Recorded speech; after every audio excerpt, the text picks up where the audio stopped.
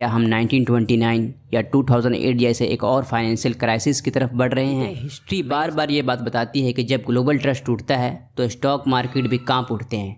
तो यहाँ पर आप चार्ट देख सकते हैं। 1930 में जो ग्रेट डिप्रेशन हुआ था उसके पीछे जो बड़ी मेजर रीज़न थी वो थी हाई टैरिफ, और जिसकी वजह एक समय की बात है जब दुनिया की दो सबसे बड़ी इकोनॉमिक सुपर पावर्स अमेरिका और चाइना एक दूसरे से खुशी खुशी बिजनेस कर रहे थे, ट्रेड हो रहा था, फ़ायदे हो रहे थे, सब कुछ शांत था। लेकिन फिर धीरे धीरे टेंशन बढ़ने लगे, शक होने लगा, डिसीजन होने लगे, और फिर शुरू हो गई एक जंग जो मिसाइल से नहीं टैरिफ से लड़ी जा रही थी, टैरिफ वॉर। अब ज़रा सोचिए, अगर आपको चाइना से 10,000 का फ़ोन ख़रीदना हो और उस पर 245% का टैरिफ लग जाए, यानी 245%, तो फ़ोन पता है आपको कितना मिलेगा? 10,000 का फ़ोन का कॉस्ट हो जाएगा 34,500। अब ऑब्वियस है जब दाम इतना बढ़ जाए तो महंगाई तो बढ़ेगी ही और उसका असर सीधा हम सब पर पड़ेगा। लेकिन कहानी यहीं ख़त्म नहीं होती दोस्तों। ये महंगाई, ये टैरिफ किस तरह स्टॉक मार्केट को एक भयानक संकेत की तरफ ले जा सकते हैं, या फिर हम ये कह सकते हैं कि क्या हम 1929 या 2008 जैसे एक और फाइनेंशियल क्राइसिस की तरफ बढ़ रहे हैं? मैं ये इसलिए कह रहा हूँ क्योंकि चाइना ने भी जवाब में रिटेलिएटरी टैरिफ लगाए हैं। चाइना ने यूएस से आने वाले कुछ प्रोडक्ट्स पर 125% का टैरिफ लगाया है, और इससे एरोस्पेस जैसे सेक्टर्स पर डायरेक्ट इम्पैक्ट पड़ रहा है। आज के इस वीडियो में हम इसी टॉपिक का डिटेल एनालिसिस करेंगे, रिसेंट इवेंट्स, डेटा और लॉजिकल रीजनिंग के साथ। तो वीडियो को एंड तक ज़रूर देखिएगा क्योंकि आगे जो आने वाला है वो हो सकता है आपके इन्वेस्टमेंट को सीधा इम्पैक्ट करे। दोस्तों, मेरा नाम है मोहम्मद आज़म। अगर पहली बार इस चैनल पे आए तो वीडियो को प्लीज़ लाइक करें और चैनल को प्लीज़ सब्सक्राइब करें।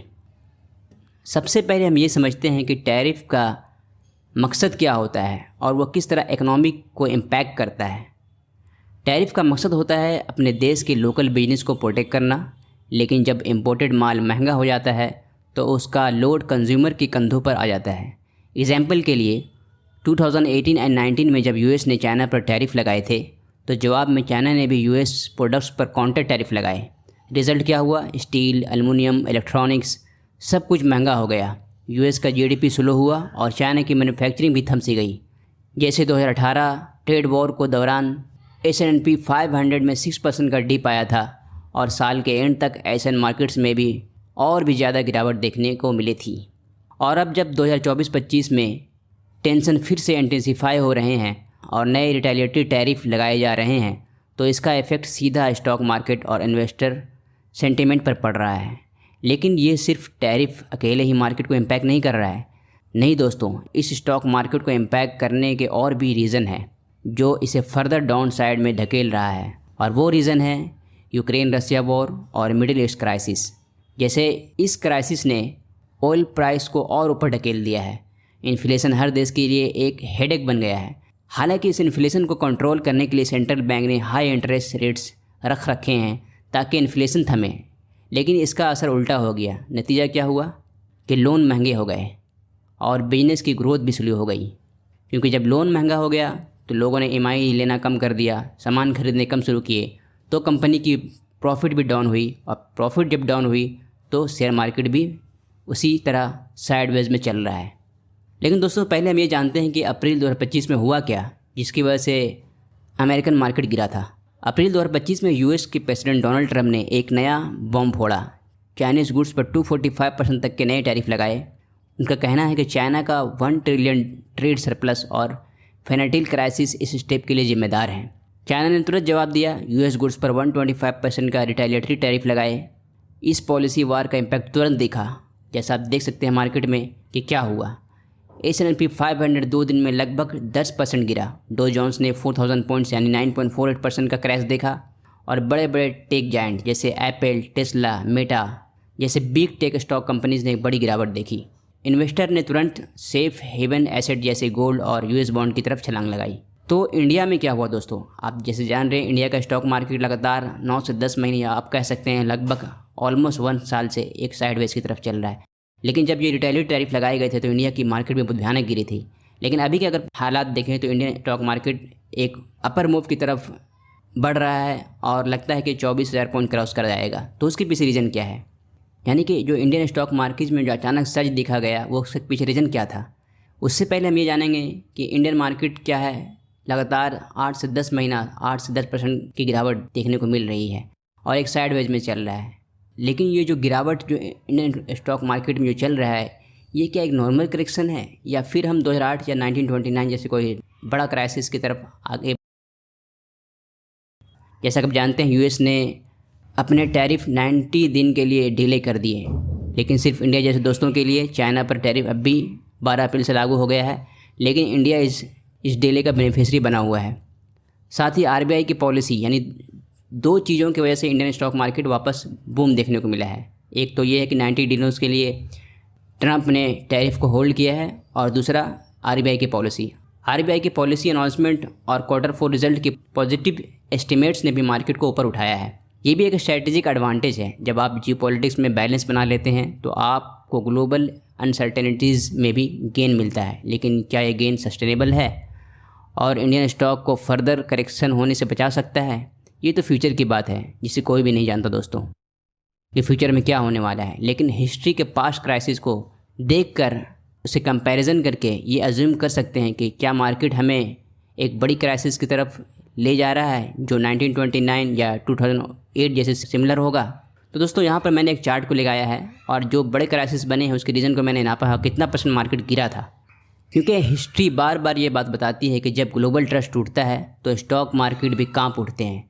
तो यहाँ पर आप चार्ट देख सकते हैं, 1930 में जो ग्रेट डिप्रेशन हुआ था उसके पीछे जो बड़ी मेजर रीज़न थी वो थी हाई टैरिफ, और जिसकी वजह से कारण क्या हुआ, ट्रेड कोलैप्स हुआ और डो जोन्स ऑलमोस्ट 89% क्रैश हो गया। और 2008 का जो क्राइसिस था, फाइनेंशियल क्राइसिस, वो मेनली जो उसके पीछे रीज़न थे, बड़े रीज़न वो थे बैंक फेलियर्स और लेमन कोलैप्स, जिसकी वजह से S&P 500 ऑलमोस्ट 57% करेक्ट हुई थी। और 2020 की जो क्राइसिस थी उसके पीछे थी कोविड पैंडेमिक और लॉकडाउन, जिसकी वजह से S&P 44% क्रैश हुआ था। लेकिन आज की जो हालात है 2025 में, उसके पीछे जो मार्केट जो करेक्ट हो रहा है, खासकर मैं बात कर रहा हूँ ग्लोबल मार्केट्स की, क्योंकि ग्लोबल मार्केट का इम्पैक्ट इंडियन स्टॉक मार्केट पर भी पड़ता है, इसलिए हम ग्लोबली इसको चीज़ को देख रहे हैं क्योंकि हम बात कर रहे हैं टैरिफ को लेकर।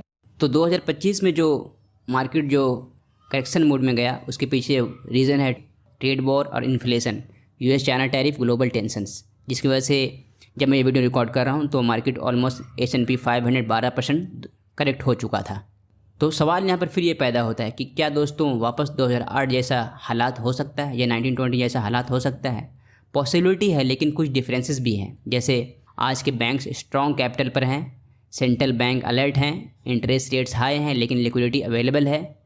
लेकिन एक नेगेटिव बात यह है कि अगर टैरिफ्स और जियोपॉलिटिकल टेंशन और बढ़ने लगे तो डिमांड और कॉन्फिडेंस दोनों का नुकसान हो सकता है।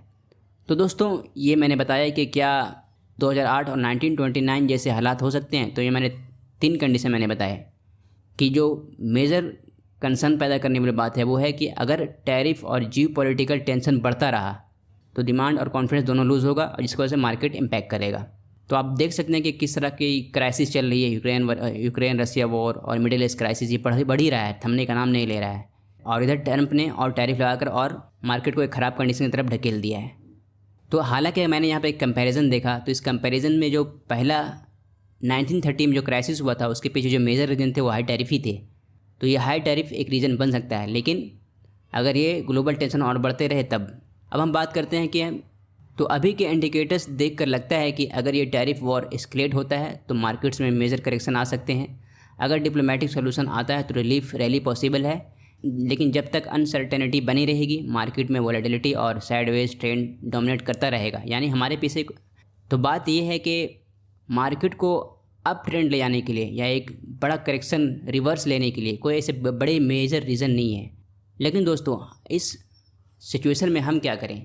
मैं जो वीडियो बना रहा हूँ एक एजुकेशनल पर्पज़ के लिए है, लेकिन फिर भी मैं यहाँ पर रहता तो क्या करता? तो मैं क्या करता, मैं अवॉइड करता ओवर लेवरेजिंग पर और फंडामेंटली स्ट्रॉन्ग शेयर को चुनता और कुछ पैसे कैश में रखता, क्योंकि कभी भी ऐसे बड़े मेजर करेक्शन हो सकते हैं और जब अच्छे शेयर वैल्यूएबल दाम में मिले, अंडर वैल्यूड प्राइस में मिले तो उस वक्त हमारे पास पैसे नहीं होते। तो इस सिचुएशन में हमें क्या करना चाहिए?